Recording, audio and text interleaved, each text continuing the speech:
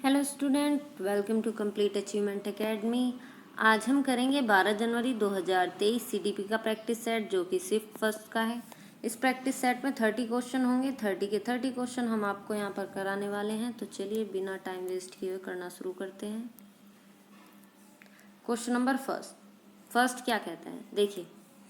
Vikas development is एक अनियंत्रित प्रक्रिया है, एक कर्मिक प्रक्रिया है। व्यक्ति कारकों से प्रभावित होता है लेकिन वातावरणीय कारकों से नहीं। वातावरणीय कारकों से प्रभावित होता है लेकिन व्यक्ति कारकों से नहीं। इसका आंसर हो जाएगा बी, एक कर्मिक प्रक्रिया है। विकास जो है वो एक सतत प्रक्रिया है, ठीक है।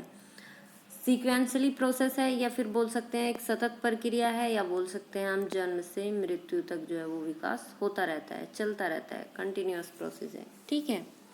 तो आप इन सब ऑप्शन में जो है वो वही विकास के लिए जो डेवलपमेंट का आपका क्लास जो है वो डाल दी गई है, वो आप देख सकते हैं, ठीक है।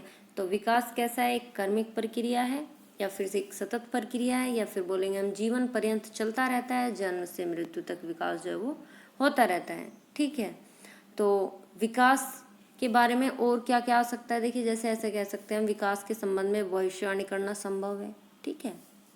तो ये सब क्या होंगे, विकास के आपके जो है वो राइट आंसर हो सकते हैं। नेक्स्ट देखते हैं, निम्नलिखित में से कौन सा विकास को प्रभावित करने वाला वातावरणीय कारक है। देखिए विकास को प्रभावित करने वाले दो कारक मोस्ट इम्पोर्टेंट है, एक तो वातावरणीय कारक और एक क्या होता है आपका इन्वायरमेंटल, एक हेरिडिटी, अनुवांशिक कारण। देखिए वातावरणीय कारक क्या होता है और हेरिडिटी यानी कि अनुवांशिकता क्या होती है, ये मैं आपको एक बार बता देती हूँ। वातावरणीय कारक जो भी आप वातावरण से बच्चा जो है, जो भी आप अपने एनवायरनमेंट से, अपने चारों तरफ की जो भी चीज़ें होंगी उनसे जो सीखेगा वो कहलाएंगे वातावरणीय कारक। और हेरिडिटी, इन्वायरमेंट क्या होता है, जो भी बच्चा खुद है उसमें जो भी अपने आप से गुण आते हैं, जो भी उसके माता पिता के, ठीक है, या जो भी उसके परिवार के जेनेटिक जो भी गुण होंगे वो क्या होंगे, उसके हेरिडिटी होगी, ठीक है। जैसे कि जो भी बच्चे में जो है वो माता पिता के गुण आते हैं, जैसे कि किसी माँ की या किसी के पिता की जो है आंखें नीली हैं और बच्चे की भी आंखें नीली है, तो हम बोलेंगे कि इसके क्या अनुवांशिकता के कारण है, हेरिडिटी के कारण है, ठीक है। उसकी हेरिडिटी यानी कि उसके पूर्वजों के गुण जो है, अनुवांशिक कारण यानी कि पूर्वजों के गुण उसमें आ रहे हैं बच्चे में। तो आप क्या कह सकते हैं, देखिए वातावरणीय कारक कौन सा होगा, जो कि आपके जिस वातावरण में रहकर बच्चा बाहरी दुनिया से जो सीखता है वो वातावरणीय कारक हो जाता है, ठीक है। देख लेते हैं, जीन्स, वंशाणु, ये भी आपका जो है वो आपके हेरिडिटी से मिलते हैं, वातावरण से नहीं मिलते। हेरिडिटी तो वैसे भी नहीं है। मैचुरेशन, परिपक्वता भी कहीं ना कहीं हेरिडिटी का ही एक पार्ट माना जाता है। स्कूल होगा, विद्यालय, विद्यालय क्या है, एक वातावरणीय कारक है। कैसा वातावरणीय कारक है, बाहरी दुनिया है, तो ये क्या होगा, विद्यालय, ठीक है। नेक्स्ट क्वेश्चन पढ़ लेते हैं, बहुत छोटे बच्चे के लिए निम्नलिखित में से कौन सा, देखिए सामाजिकरण और विकास, विकास और सामाजिकरण से काफी क्वेश्चन पूछे जाते हैं। कभी कभी विकास से 4 क्वेश्चन भी पूछ लिए जाते हैं, तो लेकिन 2 या 3 तो विकास और सामाजिकरण इन सब से क्वेश्चन पूछ ही लेते हैं।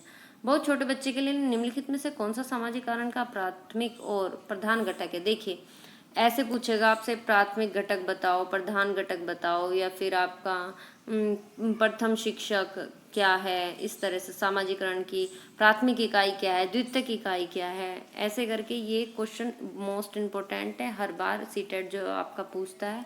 तो ये एक मोस्ट रिपीटेड क्वेश्चन आप मान सकते हैं, ठीक है।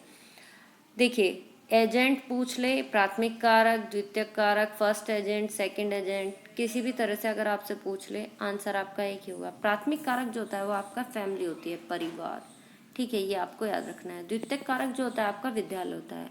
फैमिली में भी प्राथमिक का जो कारक है या फिर कहें प्राथमिक घटक है या प्रधान घटक, वो फैमिली है। फैमिली में भी अगर आप पूछे कि प्रथम शिक्षक कौन है, तो वो क्या होगी, माँ, क्या होगी, माँ होगी, ठीक है। नेक्स्ट देख लेते हैं, जीन पियाजे के संज्ञानात्मक विकास सिद्धांत के अनुसार किस चरण में अनैच्छिक क्रियाएं अधिगम का प्रधान और प्राथमिक माध्यम होता है। देखिए इसमें क्या होगा, जीन पियाजे का संज्ञानात्मक विकास की जीन पियाजे ने जो है वो 4 अवस्थाएं दी हैं। 4 अवस्थाएं इसमें लिखी हुई हैं, मैं आपको बता देती हूँ किस उम्र से किस तक इसने कौन सी अवस्थाएं दी थी। जीन पियाजे ने जो था वो अपने बच्चों पर ही प्रयोग किया था, ठीक है, अपने बच्चों पर प्रयोग करके उन्होंने अपना ये एक सिद्धांत दिया था, संज्ञानात्मक विकास का सिद्धांत, ठीक है।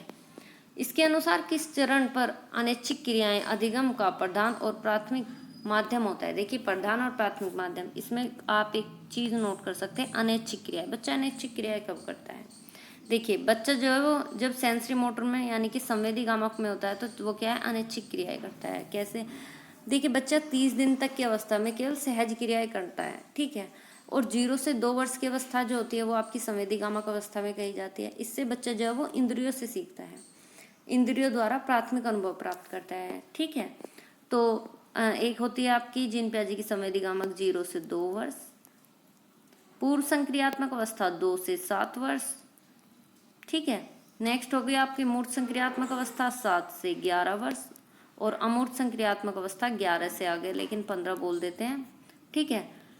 तो इसमें क्या होगा, आप देखेंगे अनैच्छिक क्रियाएं कहाँ करेगा बच्चा, संवेदी गामक अवस्था में करेगा, ठीक है, जो कि 0 से 2 वर्ष है। नेक्स्ट क्वेश्चन देखते हैं।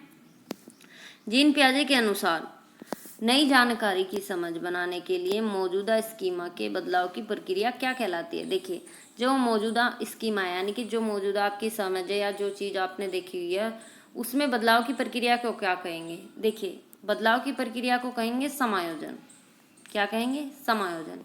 किस लिए? देखिए जैसे कि कोई बच्चा चेन्नई में है तो चेन्नई में आपको उसको मौसम पढ़ाने हैं, जैसे कि आप सर्दियों के बारे में बताएंगे तो बच्चा जो है वो स्कीमा नहीं बना पाएगा। बच्चा जो है क्योंकि उसका स्कीमा बना हुआ नहीं है, उसने सर्दियाँ देखी नहीं है, तो बच्चे को क्या है समायोजन करना पड़ेगा, उसको समझाना पड़ेगा। हम समझाएंगे सर्दियाँ ऐसी होती हैं, ऐसा होता है, ठिठुरन होती है या फिर इतनी गर्मियाँ नहीं होती। तो इस तरह की जो मौजूदा स्कीमा में बदलाव करते हैं उसको क्या बोलते हैं हम? समायोजन, ठीक है। नेक्स्ट देखते हैं समीपस्थ विकास क्षेत्र संप्रत्यय निम्न में से किसने प्रतिपादित किया। देखिए ये भी मोस्ट इम्पोर्टेंट क्वेश्चन है, रिपीटेड क्वेश्चन भी आप कहेंगे। समीपस्थ विकास का क्षेत्र ZPD इसको बोलते हैं, जोन ऑफ प्रोक्सिमल डेवलपमेंट, ठीक है, इसको बोल देते हैं हम ZPD। समीपस्थ विकास का क्षेत्र। देखिए निम्न में से किसने प्रतिपादित किया, तो ये किसने प्रतिपादित किया था, ये आपका किया था लेव वाइगोस्की ने। किसने? लेव वाइगोस्की। नेक्स्ट देख लेते हैं। लेव वाइगोस्की के अनुसार ने विकास को डैश में बदलाव के रूप में परिकल्पित किया। देखिए लेव वाइगोस्की साहब जो थे उन्होंने क्या किया था, विकास को डैश में से बदलाव के रूप में परिकल्पित किया। देखिए किसमें किया? स्कीमा, संप्रत्यय, सामाजिक स्तर पर सहभागी क्रियाओं का अनुग्रहित प्रक्रिया, नेक्स्ट अनैच्छिक क्रियाएं, स्कीमा, ठीक है। तो ये क्या होगा आपका? इसका आंसर होगा बी। क्या आंसर होगा? बी। देखिए लेव वाइगोस्की ने क्या किया था, सामाजिक स्तर पर सहभागी क्रियाएं का अनुग्रहित प्रतिक्रिया, सहभागी क्रियाओं की क्या थी? अनुग्रहित प्रक्रिया। नेक्स्ट क्वेश्चन देख लेते हैं, क्या कहा गया है। लॉरेंस कोहलबर्ग ने बच्चों को वयस्कों, देखिए अब कोहलबर्ग से क्वेश्चन पूछा गया, लॉरेंस कोहलबर्ग ने बच्चों और वयस्कों में नैतिक तर्क की व्याख्या करते हुए डैश चरणों का क्रम प्रतिपादित किया था। देखिए जो आपके लॉरेंस कोहलबर्ग थे उन्होंने क्या, देखिए उन्होंने 3 अवस्थाएं दी थी। पूर्व परंपरागत अवस्था 4 से 10 वर्ष, इसमें क्या था, बच्चा दंड, आज्ञा पालन, आत्मरुचि और प्रतिफल अनुकंपा ये सब करता था। नेक्स्ट क्या था, परंपरागत अवस्था 10 से 13 वर्ष, इसमें क्या था, अच्छा लड़का, अच्छा लड़का या अच्छा लड़की बनने की आशा, ठीक है, कानून और व्यवस्था का उन्मुखता। फिर जब 13 से ऊपर जो बच्चा था वो परंपरागत अवस्था जो आती थी उसमें सामाजिक समझौतों की अवस्था, सार्वभौमिक या विवेक की अवस्था आप बोल सकते हैं। तो लॉरेंस कोहलबर्ग के कैसे थे, कितने चरण बोल सकते हैं हम इसमें, नैतिक तर्क में क्या थे, 6। कितने बोल सकते हैं, 6, ठीक है, आंसर क्या होगा 6। नेक्स्ट क्वेश्चन देखते हैं, संरचनावादी उपागमों के अनुसार निम्न में से कौन से घटक को विद्यार्थी में नहीं बढ़ाना चाहिए। देखिए कौन सा घटक होगा जो कि विद्यार्थी में नहीं बढ़ाना चाहिए, तो ये क्या है। देखिए आप ध्यान रखेंगे कि क्वेश्चन में क्या पूछा गया है, नहीं, तो देखिए आपके नेगेटिव टैग वर्ड क्या होता है, कंठस्थ कराना, रोट मेमोराइजेशन या फिर रोट लर्निंग, ये आपको नहीं कराना है। ये हमने आपको डू और डोंट की वीडियो में बताया हुआ है कि आपको बच्चे को कराना है क्या नहीं कराना है। तो आपको बच्चे को कुछ भी चीज़ रोट मेमोराइजेशन नहीं कराना है या कंठस्थ नहीं कराना है, ठीक है। तो आपका जो डी ऑप्शन होगा वो एकदम सही होगा। नेक्स्ट क्वेश्चन करते हैं, बुद्धि लब्धि आईक्यू परीक्षण के संदर्भ में निम्न में से कौन सा कथन सही है। देखिए इनमें से कौन सा कथन सही है, पढ़ते हैं। वे बहुत व्यापक तरीके से बुद्धि को मापते हैं। बुद्धि लब्धि परीक्षण में मापने की एक निश्चित प्रकार की त्रुटि है, ठीक है। नेक्स्ट करते हैं, देखिए क्या कहा गया है, बुद्धि लब्धि परीक्षण किसी भी प्रकार की सांस्कृतिक पूर्वाग्रह से मुक्त है। नेक्स्ट, बुद्धि लब्धि परीक्षण हमेशा अत्यधिक विश्वसनीय होते हैं। देखिए कौन सा कथन सही है, देखिए सही कथन को चुनना है। देखिए आप ये तो नहीं कह सकते कि जो बुद्धि लब्धि का परीक्षण होगा वो हमेशा अत्यधिक विश्वसनीय होता है। देखिए अत्यधिक विश्वसनीय तो आप नहीं, एक आप बोल सकते हैं कि आप उसकी जो है नियरेस्ट पता कर सकते हैं, लेकिन एकदम विश्वसनीय नहीं बोल सकते आप इसे। ये देखते हैं, बुद्धि लब्धि परीक्षण किसी भी प्रकार के सांस्कृतिक पूर्वाग्रह से मुक्त है। जी नहीं, ऐसा भी कुछ नहीं है, ठीक है। कि क्या है, पूर्वाग्रह से मुक्त है, ऐसा कुछ नहीं है। नेक्स्ट देखते हैं, वे बहुत व्यापक तरीके से बुद्धि को मापते हैं। ऐसा कुछ भी नहीं है कि बहुत ज़्यादा व्यापक तरीके से बुद्धि को मापा जाता है। तो जो कि बुद्धि लब्धि आईक्यू परीक्षण होते हैं वो कैसे होते हैं, देखिए बुद्धि लब्धि परीक्षणों को मापने के लिए एक निश्चित प्रकार की त्रुटि है। क्या है, एक निश्चित प्रकार की त्रुटि है। तो बी जो होगा वो क्या होगा, आपका एक राइट आंसर होगा।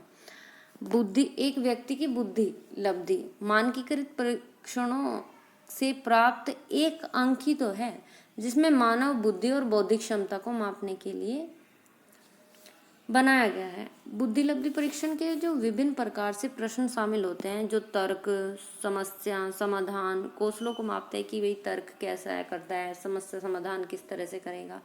बुद्धि परीक्षण संज्ञानात्मक क्षमता परीक्षणों को नस्लीय और सांस्कृतिक रूप से कम प्रदर्शन के लिए व्याख्या और स्पष्टीकरण पर विशेष ध्यान देते हैं। तो बुद्धि लब्धि परीक्षणों के मापने की एक निश्चित प्रकार की त्रुटि है, ठीक है। नेक्स्ट देखते हैं,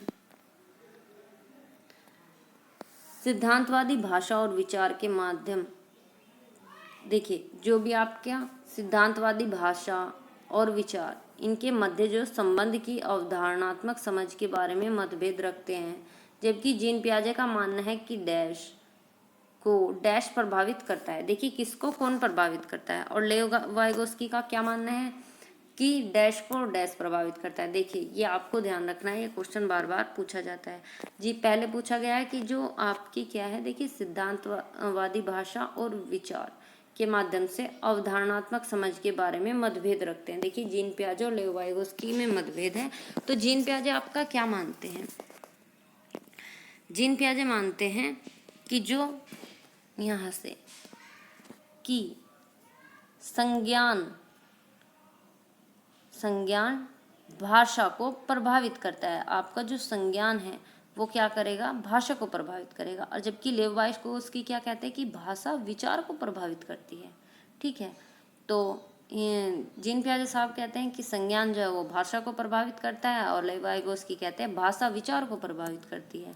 तो ए जो है वो आपका राइट ऑप्शन हो जाएगा, याद रखना है आपको। नेक्स्ट देखते हैं, पाठ्य पुस्तकों में महिलाओं की तुलना में पुरुषों का अधिक प्रतिनिधित्व होना किसका उदाहरण है। देखिए महिलाओं से ज़्यादा जो है यहाँ पे पुरुष वो कर रहे हैं, तो इसको ऐसे को क्या कहेंगे हम, जेंडर वाइज कहते हैं। जहाँ भी पुरुषों को महिलाओं से ज़्यादा आंका जाए, या फिर कहीं महिलाओं को ही पुरुषों से ज़्यादा आंक लिया जाए, जो कि ऐसा देखने को नहीं मिलता, लेकिन अगर फिर भी मिल जाए तो वो क्या है, जेंडर वाइज कहेंगे हम इसको। किसी एक जेंडर को दूसरे जेंडर से उच्चतम बताना, या फिर उत्तम बताना, या फिर भिन्न बताना किसी भी तरह से, कि ये जो है ये महिलाएं नहीं कर सकती, या इसमें पुरुष ही आगे होंगे, वो सब क्या बोले जाएंगे, जेंडर वाइज। देखिए जेंडर इक्वालिटी के बारे में आपको बता देती हूँ। जेंडर समता होती है जहाँ स्त्री और पुरुष में कोई भेद न किया जाए। जेंडर समानता इक्वालिटी, जेंडर समानता क्या होती है कि जैसे कि जो भी पुरुष का कार्य है वही महिलाएं करें, जो महिलाएं के कार्य है वो पुरुष करें। ऐसा कुछ नहीं है कि ये महिलाओं का कार्य है या ये पुरुष का कार्य है, जो भी करता है वो जेंडर इक्वेलिटी में आता है। ठीक है। जेंडर निष्पक्षता, जेंडर निष्पक्षता ये होती है जैसे कि कहीं भी आप किसी सभा में या इसमें, तो ऐसे ना बोलते हैं जैसे कि आप बोलते हैं प्रिंसिपल मैम या प्रिंसिपल सर, या फिर कुछ भी ऐसे कि जो आपके माननीय कोई भी चीफ है या फिर कोई भी प्रिंसिपल है, प्रिंसिपल मैम सर ना करके एक सिंपल प्रिंसिपल बोला जाए, कि ऐसे इसमें कोई जेंडर ना दिखाया जाए कि ये एक लेडी है या फिर ये एक जेंट्स है, तो इसमें निष्पक्षता बोली जाएगी। या फिर आप कहें कि जहाँ पे कोई भी चीज़ ऐसे ना देखी जाए कि ये पुरुष है, ये सोचते हुए कुछ निर्णय ना लिया जाए या फिर कोई कार्य न किया जाए, ठीक है, उसको बोलते हैं जेंडर निष्पक्षता। नेक्स्ट देखते हैं, एक शिक्षक शिक्षिका को, देखिए एक शिक्षक शिक्षिका को क्या करता है, डैश पढ़ते हैं, देखिए, पढ़ाने के दौरान विद्यार्थियों के सीखने की गति पर ध्यान देना चाहिए। बिल्कुल, ये एक आपका राइट ऑप्शन हो सकता है। देखिए, एक शिक्षक हो या शिक्षिका हो, एक शिक्षक को पढ़ाने के दौरान विद्यार्थियों के सीखने की गति पर ध्यान देना चाहिए। बिल्कुल, आप देखेंगे कि बच्चा कितना जो सीख रहा है या उसकी सीखने की गति क्या है। ठीक है, नेक्स्ट पढ़ लेते हैं, देख लेते हैं क्या है आंसर। पढ़ाने के दौरान विद्यार्थी के सीखने की गति को अनदेखा करना चाहिए। बिल्कुल नहीं, आप सीखने की गति को क्या है अनदेखा नहीं कर सकते। ठीक है, तो ये ऑप्शन केवल, ओनली और केवल वाले हमने बताया था, ये ऑप्शन आप देखते ही कट कर देंगे। विद्यार्थियों को सीखने की गति में व्यक्तिगत विभिन्नताओं की अनदेखी करनी चाहिए। व्यक्तिगत विभिन्नताओं की अनदेखी नहीं करनी चाहिए, ये तो एक पॉजिटिव टैग वर्ड है, व्यक्तिगत विभिन्नता। अलग अलग बच्चों को जो है वो आपको, आपकी कक्षा में अगर व्यक्तिगत विभिन्नताएं हैं तो ये एक पॉजिटिव टैग वर्ड है, ये एक आप क्या है सकारात्मक रूप से लेंगे। इससे बच्चे जो हैं वो सीखेंगे, बच्चों का जो अधिगम होगा वो अच्छे से होगा और तेजी से होगा। तो ऑप्शन तो ये आपका गलत है, लेकिन व्यक्तिगत विभिन्नता एक पॉजिटिव टैग वर्ड है, इसलिए हमने ये लगा दिया। आंसर क्या होगा आपका, ए होगा, पढ़ाने के दौरान विद्यार्थियों के सीखने की गति पर ध्यान देना चाहिए। नेक्स्ट क्वेश्चन देख लेते हैं, निम्नलिखित में से किसके द्वारा विद्यार्थियों में समालोचनात्मक चिंतन में बाधा पड़ने की संभावना है। देखिए, क्वेश्चन नंबर 15 आपका क्या कह रहा है, चिंतन के बारे में पूछा है कि चिंतन में बाधा पड़ने की संभावना है। देखिए, पढ़ लेते हैं पहले। अनुरूपकों के प्रयोग को बढ़ावा देने से, खुले अंत वाले प्रश्न पूछने से। देखिए, बाधा पड़ने की संभावना, देखिए बाधा पड़ने की संभावना, जो बाधा नहीं है, देखिए खुले अंत वाले तो बाधा नहीं है, तो ये तो सही है। इसने पूछा क्या है, बाधा पड़ने की संभावना। अनुरूपकों के प्रयोग को बढ़ावा देने से, बिल्कुल ये भी सही है। नेक्स्ट देखते हैं, गहन चिंतन के लिए समय प्रदान करने से। देखिए, जो गहन चिंतन है उसके लिए समय प्रदान करने से, बिल्कुल सही है ये भी, कि बच्चों को जो है वो गहन चिंतन के लिए समय, कुछ टाइम भी देना चाहिए। नेक्स्ट क्या है, रटाकर। देखिए, रटाकर, जो रटना, रोट लर्निंग, अभी मैंने इससे पहले बताया था कि ये नेगेटिव टैग वर्ड, अगर कहीं पे नहीं लिखा हुआ है, नकारात्मक चीज़ें हैं, तो नेगेटिव टैग वर्ड की ओर आप जाएंगे, तो ये क्या होगा आंसर आपका, ये आपको रोट लर्निंग नहीं करानी, तो आंसर जो हो जाएगा वो आपका सही हो जाएगा। और रोट लर्निंग जो है वो हम बच्चे को नहीं कराते। रोट मेमोराइजेशन या फिर रोट लर्निंग या रटा कर याद कराना, कंठस्थ कराना, देखिए कहीं पे भी लिखा हो कंठस्थीकरण, ये भी क्या होगा आपका एक नेगेटिव टैग वर्ड होगा। ठीक है, नेक्स्ट देख लेते हैं, निम्न सामाजिक आर्थिक समूहों से संबंध रखने वाले विद्यार्थी के सफल समावेशन हेतु कौन सी बात महत्वपूर्ण है। देखिए, कौन सी बात महत्वपूर्ण है, तो आप पढ़ लेते हैं एक बार। मानकीकृत पाठ्यचर्या द्वारा शिक्षण, उसके सामाजिक सांस्कृतिक परिवेश की अनदेखी करना। देखिए, आप बच्चे के सामाजिक सांस्कृतिक परिवेश को अनदेखी नहीं कर सकते, ठीक है, ना ही आप मानकीकृत पाठ्यचर्या द्वारा शिक्षण करेंगे। ऐसा कुछ नहीं है कि आपको जो टीचिंग करानी है वो स्टैंडर्डाइज करानी है, ऐसा कुछ नहीं कराना, ठीक है, कोई भी मानकीकृत पाठ्यचर्या नहीं यूज़ करनी है। ठीक है, बच्चों को जो है वो डेली लाइफ से जोड़कर ही पढ़ाना है, डेली लाइफ की चीज़ों से अवगत कराना है, उसी के बारे में ज़्यादा से ज़्यादा जानकारी देनी है, बच्चों को डेली लाइफ से जोड़कर पढ़ाना है। देखिए, नेक्स्ट पढ़ते हैं, ये क्या, नेक्स्ट ऑप्शन सी, पारस्परिकता के बोध का विकास करने वाली विद्यालयी संस्कृति को सम्मुक्त करना। देखिए, नेक्स्ट कहते हैं केवल प्रभुत्व सांस्कृतिक। देखिए, आपको बताया गया है कि जहाँ पे भी केवल आ जाए वो ऑप्शन आपका क्या होगा, रॉन्ग होगा। अगर नहीं पूछा हुआ है क्वेश्चन में तो ये राइट की ओर चलेगा, वरना ये क्या होगा, रॉन्ग होगा। तो आपका ये डोंट है या फिर कहेंगे आप नेगेटिव टैग वर्ड है, तो ये आपका गलत होगा। मानकीकृत स्टैंडर्डाइज, ये भी आपका नेगेटिव टैग वर्ड है, ये भी गलत होगा। देखिए कुछ क्वेश्चन आप कर सकते हैं डू और डोंट की हेल्प से, जो कि वीडियो डाल दी गई है, आप देख भी सकते हैं। स्टैंडर्डाइज ये क्या होगा, गलत होगा, आपको बताया भी गया है। उसमें सामाजिक सांस्कृतिक परिवेश को अनदेखी, बच्चे को अनदेखी नहीं करना है, बच्चे को जो है वो सर्वोपरि मानना है, ठीक है। कभी भी बच्चे के किसी भी जो जो आपकी सामाजिक सांस्कृतिक पृष्ठभूमि है, किसी भी सामाजिक सांस्कृतिक पृष्ठभूमि से बच्चा आता है तो उसको हमें क्या करना है, उसको वैल्यू देनी है, ठीक है। तो ये भी आपका गलत होगा, तो यहाँ पे आपका सी ऑप्शन जो है वो सही हो सकता है। सी ऑप्शन जो है वो बिल्कुल राइट आंसर है। क्या है, सामाजिक आर्थिक समूह के संबंध रखने वाले विद्यालय में सफल समावेशन हेतु पारस्परिकता के बोध का विकास करने वाले विद्यालय संस्कृति को सुन्मुक्त करना महत्वपूर्ण होता है, ठीक है। नेक्स्ट क्वेश्चन देखते हैं, गलत शब्द जोड़ना, शब्दों की अनियमित रूप से बदलना और छोड़ देना, वाक्य में शब्दों के क्रम को इधर उधर कर देना, या सभी किससे स्पष्ट करते हैं। देखिए आपका जो बच्चा है, एक आपकी डिसेबिलिटी से क्वेश्चन जरूर पूछा जाता है, 3 से 4 क्वेश्चन भी बन जाते हैं कभी कभी, जैसे कि हिंदी में आपका अलग डिसेबिलिटी से पूछ लिया और सीडीपी में अलग पूछ लिया गया, इस तरह भी क्वेश्चन देखे गए हैं डिसेबिलिटी के। तो डिसेबिलिटी भी अगर आपको वीडियो चाहिए तो आप हमें कमेंट कर सकते हैं, बाकी आप यहाँ पर भी डिसेबिलिटी आपको पढ़ा दी जाएगी, जितना भी कुछ लिखा हुआ है उसके बारे में आपको बताया जाएगा। देखिए अधिगम अक्षमता, अधिगम अक्षमता कैसी होती है, जो बच्चा जैसे पढ़ नहीं पाता या बोल नहीं पाता, देख नहीं पाता, ठीक है, जो डिसेबल बच्चा है, ठीक है, जिसके या दिव्यांग जो बोल सकते हैं आप उसको, इस तरह से भी बोला जा सकता है। तो इस तरह के बच्चे को क्या कहेंगे, अधिगम अक्षमता वाला बच्चा। जो लिखने में गलती करता है, तुतलाता है, बोलने में गलती करता है या पढ़ने में गलती करता है, या जिसको अच्छे से दिख नहीं पाता, ठीक है। स्वलीनता, स्वलीनता क्या होती है, जब बच्चा खुद में ही जो है वो लीन रहे खुद की चीज़ों में, तो उसको आप स्वलीनता बोल सकते हैं। नेक्स्ट देखिए, तो आपकी यहीं पर जो है वो आपका बात बन जाती है। ज़्यादा कुछ क्वेश्चन खास इसने पूछे नहीं है, मैंने देखा है कई साल से जो भी क्वेश्चंस आ रहे हैं वो अधिकतर बस यही पूछना चाहता है कि क्या वो अधिगम अक्षम है बच्चा, लर्निंग डिसेबल है, क्योंकि डिसेबिलिटी कई तरह की है। अब बच्चे को समझ नहीं पाते कि डिसेबिलिटी को ढूंढता रहता है, कुछ बच्चा की डिसेबिलिटी दिया होगा लेकिन ये डिसेबिलिटी नहीं देता। देखिए श्रवण बाधित तो वो नहीं है, क्योंकि बच्चा जो है वो ऐसा तो नहीं है हियरिंग यानी कि सुन नहीं पा रहा है, ऐसा तो कुछ नहीं है। बच्चा लिखने में गलती कर रहा है, अगर सुनने में गलती करता तो श्रवण बाधित आप उसको बोल सकते हैं। नेक्स्ट देखते हैं, दृष्टिबाधित विद्यार्थियों के समावेशन को सफल बनाने के लिए निम्नलिखित में से कौन सा कारक एक बाधक बन सकता है।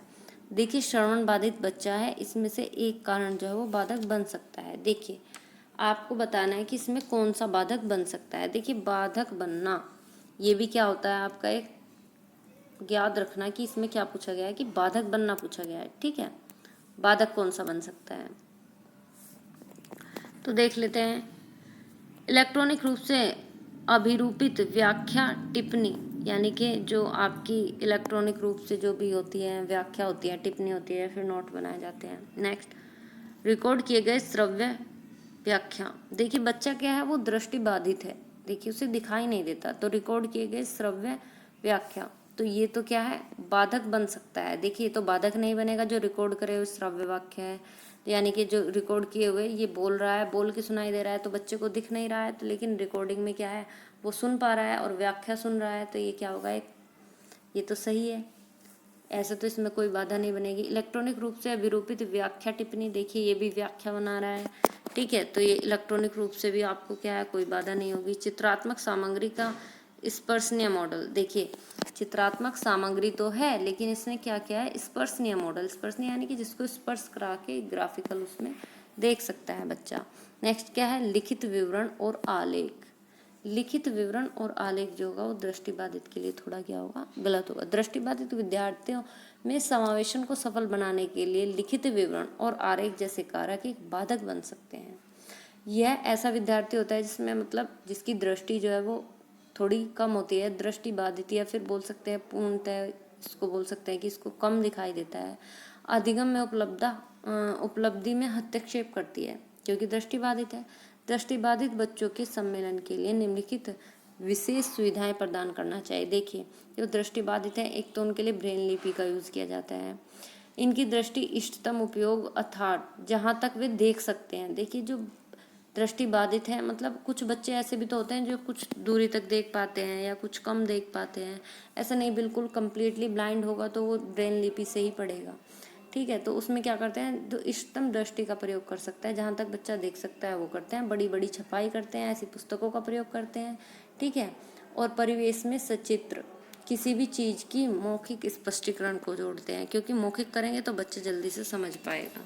ठीक है, नेक्स्ट देखते हैं, स्वालीनता ग्रसित विद्यार्थी विशिष्ट रूप से किस व्यवहार को प्रदर्शित करते हैं। देखिए, जो अभी एक क्वेश्चन आया भी हुआ था इसमें, जब आप लर्निंग डिसेबिलिटी पढ़ रहे थे, स्वालीनता। देखिए, इसमें क्या होगा, पुनरावर्ती आचरण व्यवहार। ठीक है, ये क्या होगा, विशिष्ट रूप से व्यवहार को प्रदर्शित करता है। कैसा करता है, जो बच्चा स्वलीन होता है वो पुनरावर्ती करता रहता है, आचरण करेगा और व्यवहार करेगा। ठीक है, ऐसी पुनरावर्ती आचरण करेगा या फिर कहेंगे पुनरावर्ती व्यवहार करेगा, रिपीटेटिव बिहेवियर करेगा। क्योंकि बच्चा क्या है, खुद में ही लीन रहता है, तो वो क्या करेगा, रिपीटेटिव बिहेवियर करेगा। ये भी क्या है, एक डिसऑर्डर है। ठीक है, यह व्यापक विकार संबंधी यानी कि पीडीडी नामक बीमारी के समूह से संबंधित है। यह संचार, सामाजिक संपर्क, व्यवहार में बिगड़ा हुआ विकास की विशेषता है। मतलब इसमें स्वालीनता से ग्रसित विद्यार्थी विशिष्ट रूप से पुनरावृत्ति करता है या फिर आचरण करता है। ठीक है, ये आपको ध्यान रखना है। नेक्स्ट क्वेश्चन, प्रतिभाशाली विद्यार्थी के बारे में निम्न में से कौन सा सही है। देखिए, जो प्रतिभाशाली विद्यार्थी है, प्रतिभाशाली विद्यार्थी कैसे होते हैं, जिनका आईक्यू लेवल जो है वो अधिक होता है। वे अत्यधिक प्रयासों द्वारा सीखते हैं, ऐसा तो कुछ नहीं है। प्रतिभाशाली विद्यार्थी तो जल्दी सीखेगा। नेक्स्ट, वे जानकारी को समझने में अधिक समय लेते हैं। अगर बच्चा प्रतिभाशाली है तो जानकारी को समझने में अधिक समय क्यों लेगा। नेक्स्ट पढ़ते हैं, उनमें औसत से अधिक क्षमता होती है। देखिए, एबिलिटी जो होगी वो उनकी ज़्यादा होगी, तो आप इसे कह सकते हैं ऑप्शन सी जो आपका राइट हो जाएगा, उनमें औसत से अधिक क्षमता होती है। ठीक है, नेक्स्ट देखते हैं, उनके विचार में रचनात्मक और मौलिकता की कमी होती है। देखिए, कमी तो नहीं होगी किसी भी चीज़ की कमी, क्योंकि वो प्रतिभाशाली बच्चा है, तो ऐसा कुछ नहीं है कि उसमें मौलिकता की कमी होगी या रचनात्मक विकास की कमी होगी। ठीक है, नेक्स्ट देख लेते हैं क्वेश्चन क्या कह रहता है। अभिकथन ए, प्राथमिक कक्षाओं में विद्यार्थियों को पढ़ाने के लिए शिक्षक को प्रमुख रूप से व्याख्या पद्धति का उपयोग करना चाहिए। तर्क आर, सीखने की प्रक्रिया सबसे ज़्यादा तब प्रभावित होती है जब वह निष्क्रिय श्रवण के माध्यम द्वारा की जाती है। देखिए, जो सीखने की प्रक्रिया सबसे ज़्यादा प्रभावित कब होगी, जब वो क्या होगा, हाँ, सर्वाधिक प्रभावी होती है या निष्क्रिय श्रवण के माध्यम द्वारा दी जाती है। सही विकल्प को चुनना है। देखिए, आपको सही विकल्प को जो है इसमें चुनना है। देखिए, इसने कहा है ए और बी दोनों सही हैं, लेकिन आर ए की सही व्याख्या नहीं करता। देखिए, आप इसमें आंसर होगा डी ऑप्शन सही होगा, बोथ ए एंड आर और फॉल्स। ए और बी दोनों गलत हैं। देखिए, ए और बी क्या है, दोनों गलत हैं। ए क्या कहा गया था, ए और आर क्या है, दोनों गलत है। अभिकथन ए क्या कहता है, प्राथमिक कक्षाओं में विद्यार्थियों को पढ़ाने के लिए शिक्षक को प्रमुख रूप से व्याख्या। देखिए, प्राथमिक की कक्षा है तो उसमें व्याख्या पद्धति का उपयोग करना चाहिए, ऐसा तो कुछ नहीं है। आपको ज़्यादा व्याख्या नहीं करानी बच्चे को, आपको क्या है, उसको डेली लाइफ से जोड़ना है। तो व्याख्या न करा के आप उसको डेली लाइफ से जोड़ेंगे। उच्चतम जो प्राथमिक कक्षाएं हैं, उच्चतर माध्यमिक जो इस तरह के हैं, उसमें व्याख्या या फिर व्याकरण के लिए आप व्याख्या करा सकते हैं। बाकी प्राथमिक कक्षाओं में व्याख्या की कोई ज़रूरत नहीं होती। सीखने की प्रक्रिया सबसे ज़्यादा तब प्रभावी होती है जब निष्क्रिय श्रवण के माध्यम द्वारा दी जाती है। देखिए, सीखने की प्रक्रिया निष्क्रिय श्रवण के माध्यम से दी जाती है। देखिए, सबसे ज़्यादा प्रभावी, ऐसा तो कुछ नहीं है कि निष्क्रिय श्रवण के माध्यम से दी जाती है, ऐसा कि तब प्रक्रिया जो है सबसे अधिक प्रभावित होगी, ऐसा कुछ नहीं है। निष्क्रिय श्रवण के माध्यम से अगर प्रक्रिया दी जा रही है, निष्क्रिय श्रवण के माध्यम से अगर दी जा रही है, तो ये क्या होगा, आपका एक पॉजिटिव चीज़ होगी। नेक्स्ट देखते हैं, तो ये क्या होगा, गलत होगा, दोनों के दोनों क्या होंगे, गलत होंगे। ऐसा कुछ नहीं है कि ये इससे प्रभावित होगी। नेक्स्ट क्वेश्चन, वास्तविक दुनिया के संदर्भ में सीखने के लिए मस्तिष्क डैश, इसलिए विद्यालयों को अधिगम पर जोर देना चाहिए। देखिए, वास्तविक दुनिया के संदर्भ में तो क्या है, वास्तविक दुनिया के संदर्भ में सीखने के लिए मस्तिष्क समक्ष है, इसलिए विद्यालयों को अधिगम पर जो, कौन से अधिगम पर, रचनात्मक अधिगम पर। ठीक है, ए ऑप्शन जो है वो आपका सही हो जाता है। नेक्स्ट क्वेश्चन देखते हैं, रचनावाद किसका समर्थन करता है। देखिए, जो कंस्ट्रक्टिविज्म होता है वो किसका समर्थन करेगा। ऑप्शन पढ़ लेते हैं, शिक्षार्थियों द्वारा नए ज्ञान के सृजन का। देखिए, इसमें क्या कहा गया है, शिक्षार्थियों द्वारा नए ज्ञान के सृजन का। तो जो रचनावाद है वो किसका समर्थन करता है, देखिए, नए ज्ञान का संरक्षण का। देखिए, हमें आजकल जो है वो रचना, एनसीएफ जो है वो रचनावाद पर ही आधारित है, और वो बच्चे को क्या है, नए ज्ञान का सृजन करने के लिए कहता है। ऐसा लिखा हुआ ज्ञान या फिर पुस्तकीय ज्ञान से हटाकर वो क्या है, बाहरी ज्ञान से जोड़ता है, नए ज्ञान से जोड़ने की बात करता है। तो रचनावाद क्या है, शिक्षार्थी द्वारा नए ज्ञान के सृजन का।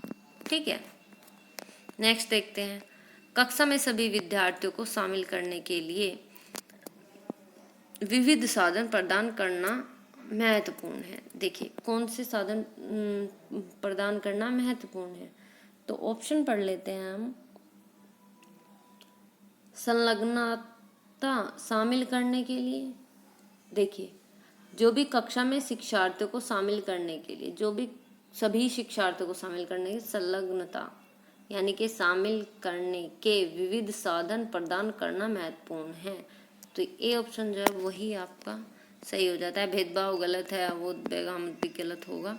नेक्स्ट क्वेश्चन देखते हैं, एक समस्या को कई मध्यवर्ती उपलक्ष्यों में विभाजित करने की युक्ति और फिर प्रत्येक मध्यवर्ती उपलक्ष्य को हल करने के साधनों का पता लगाना क्या कहलाएगा। देखिए, मौखिकीकरण कहलाएगा, अनुरूप चिंता चिंतन कहलाएगा, साधन अंत विश्लेषण कहलाएगा, कार्यात्मक स्थिरता जड़ता कहलाएगा। देखिए, इसमें जो है 25 में जो आपका ऑप्शन है वो सी सही हो जाता है। कौन सा ऑप्शन, सी, साधन अंत है विश्लेषण। ठीक है, नेक्स्ट क्वेश्चन पढ़ते हैं, अभिकथन ए, अध्यापकों को पढ़ाई जाने वाली अवधारणाओं के बारे में विद्यार्थियों के सहज न्यायिक सिद्धांत के बारे में जानना चाहिए और उसी के आधार पर पाठ आगे बढ़ाना चाहिए। देखिए, तर्क आर क्या कहता है, विद्यार्थियों के सहज सिद्धांत का एक प्रकार की वैकल्पिक अवधारणा है और आगे के अधिगम में बहुत मायने रखती है। देखिए, क्वेश्चन नंबर 26 आपको इसमें बताना है, फिर यही बोथ वाले ऑप्शन बनेंगे कि क्या ए और बी दोनों सही है, ए गलत है, बी सही है, या फिर ए सही है और ए और बी दोनों गलत है और बी दोनों सही है, इस तरह के। तो आपको पहले क्या है, इस ऑप्शन को ही, जो क्वेश्चन है, क्वेश्चन के ऑप्शन से पहले ही क्वेश्चन को समझ लेना है कि कौन सा सही है और कौन सा गलत है। तो देखिए,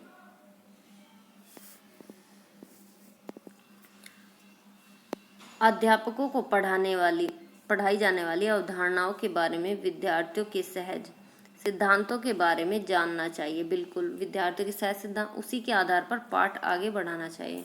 बिल्कुल सही बात है, जो अध्यापक है वो पहले बच्चों को समझे और उसी के आधार पर जो है वो पाठ आगे बढ़ाए। नेक्स्ट देखते हैं, विद्यार्थियों के सहज सिद्धांत एक प्रकार की वैकल्पिक अवधारणा है। बिल्कुल, आप एक विकल्प के तौर पर उसे और आगे के अधिगम में बहुत अधिक मायने रखती है। बिल्कुल, आगे के अधिगम में मायने रखेगी, क्योंकि बच्चों की सहज प्रक्रिया के हिसाब से आपको आगे बढ़ना चाहिए। तो ये क्या होगा, ए और बी दोनों सही हैं। अब देख लेते हैं क्या लिखा हुआ है, ए और बी दोनों सही हैं। आर ए की व्याख्या करता है, बिल्कुल आर ए की व्याख्या करता है। नेक्स्ट उससे आगे बोलता है। नेक्स्ट चलते हैं, क्वेश्चन नंबर 27 आपको क्या कहता है, अभिकथन ए, इसमें भी कथन दिया हुआ है, विद्यालयों को ऐसी शिक्षण शास्त्रीय प्रविधियों को बढ़ावा देना चाहिए जो केवल सीखी गई सामग्री पुनरुत्पादन पर जोर न दे। तर्क आर क्या है, संवेग और संज्ञान एक दूसरे से पृथक है। देखिए आपको इसमें भी वही पहले की तरह क्या कर लेना है, देख लेना है कि कौन सा ऑप्शन सही है और कौन सा गलत है, या दोनों सही है या फिर दोनों गलत है। ठीक है। विद्यालय को ऐसी शिक्षण शास्त्रीय प्रविधियों को बढ़ावा देना चाहिए जो केवल सीखी गई सामग्री के पुनरुत्पादन पर जोर न दे। केवल सिर्फ, केवल आ गया, एक नेगेटिव हो गया था, लेकिन इसने क्या कहा, जो केवल सीखी गई सामग्री पर जोर न दे, मतलब कि केवल एक ही सामग्री पर जोर न दे। तो ये क्या हो जाएगा, आपका राइट ऑप्शन हो जाएगा। नेक्स्ट देखते हैं, संवेग और संज्ञान एक दूसरे से पृथक है, गलत है। संवेग और संज्ञान एक दूसरे से क्या है, जुड़े हुए हैं। देख लेते हैं ऑप्शन नंबर जो सी है वो क्या हो जाता है, आपका सही हो जाता है। ए सही है लेकिन आर गलत है। ठीक है। नेक्स्ट देखते हैं, निम्नलिखित में से कौन सा आंतरिक अभिप्रेरणा का एक उदाहरण है। देखिए अभिप्रेरणा से क्वेश्चन है, आंतरिक अभिप्रेरणा के बारे में बताना है आपको। आंतरिक अभिप्रेरणा कब मिलेगी, देखिए नगद पुरस्कार जीतने के लिए पढ़ाई करना। देखिए इससे तो आंतरिक प्रेरणा नहीं मिलती कि नगद पुरस्कार जीतने के लिए आप पढ़ाई कर रहे हैं। ठीक है। अपने साथियों की प्रशंसा पाने के लिए नृत्य का प्रदर्शन करना, ऐसा कुछ नहीं है, आपको इससे आंतरिक प्रेरणा नहीं मिलती, क्योंकि आप पहले से प्रेरित हो। आप सोच रहे हो कि बच्चा क्या है, साथी क्या है, उनकी प्रशंसा करेंगे, उसके लिए आप क्या है, नृत्य करने की सोच रहे हैं। तो ऐसा ये ऑप्शन क्या है, गलत हो जाएगा। प्रथम स्थान पर आने के लिए दौड़ प्रतियोगिता में भाग लेना, ये भी क्या होगा, रॉन्ग आंसर होगा। Doing research on topic out of, देखिए क्या है, जिज्ञासावश किसी विषय पर शोध करना। देखिए जिज्ञासावश किसी विषय पर शोध करना, तो ये क्या होगा, आपका आंतरिक प्रेरणा होगी, क्योंकि आप जिज्ञासा है आपके अंदर रिसर्च करने की, क्यूरियोसिटी है। ठीक है। तो आपका ऑप्शन हो जाएगा डी सही, doing research on A topic out of curiosity. ठीक है। नेक्स्ट क्वेश्चन देखते हैं, निम्नलिखित में से कौन से कारक सीखने की प्रक्रिया को प्रभावित करते हैं। देखिए कौन से कारक प्रभावित करते हैं सीखने, कक्षा का परिवेश, बिल्कुल, संसाधनों की उपलब्धता, शिक्षक की शिक्षण शास्त्रीय विधियां, विद्यार्थी के तत्परता का स्तर। देखिए विद्यार्थी के तत्परता का स्तर या सीखने की सामग्रियां। ठीक है। तो ये सभी क्या होंगी, सभी क्या है, बालक को जो है सीखने के क्या प्रक्रिया को प्रभावित करता है। देखिए कक्षा का परिवेश कैसा है, ये भी आपकी सीखने की प्रक्रिया को प्रभावित करेगा। संसाधन की उपलब्धता कैसी है, ये भी करेगा। शिक्षार्थी की शिक्षण शास्त्रीय विधि कैसी है, वो किस तरह से बच्चे को पढ़ा रहा है, ये भी उसको प्रभावित करेगा, उसकी सीखने की प्रक्रिया को। विद्यार्थियों के तत्परता का स्तर, कि विद्यार्थी कितना सीखना चाह रहे हैं, ये भी सीखने की प्रक्रिया को प्रभावित करता है। तो क्या है, first second third and fourth क्या होगा, आपका राइट आंसर होगा, डी जो होगा वो राइट आंसर होगा। एक अनुकूल शिक्षण अधिगम वातावरण के लिए किसकी आवश्यकता है। देखिए इसमें किसकी आवश्यकता है, अनुकूल शिक्षण अधिगम वातावरण बनाना है आपको, तो इसमें किसकी आवश्यकता होगी, ऑप्शन पढ़ लेते हैं आपका। ऑप्शन नंबर ए, अधिक से अधिक जोखिम विकर्षों यानी कि व्यवधान का न्यूनतम होना। नेक्स्ट, व्यक्तिगत विभिन्नताओं को नज़रअंदाज करना। नेक्स्ट, गैर लचीली शैक्षणिक कार्य प्रणाली। तो आपका ऑप्शन जो राइट हो जाएगा, आंसर होगा वो बी होगा, व्यवधान का न्यूनतम होना। ठीक है। देखिए एक अनुकूलित शिक्षण अधिगम वातावरण के लिए क्या होता है, व्यवधान का न्यूनतम होना क्या है, आवश्यक है। तो यह कक्षा अधिगम के लिए बहुत क्या होता है, महत्वपूर्ण होता है। मतलब जो साथी हैं, शिक्षकों छात्रों के संपर्क को बढ़ाता है। जैसे छात्र का अनुकूलन शिक्षण अधिगम वातावरण देने में निम्नलिखित विशेषताएं होंगी। देखिए जैसे कि सामाजिक कौशल में सुधार करता है, दूसरों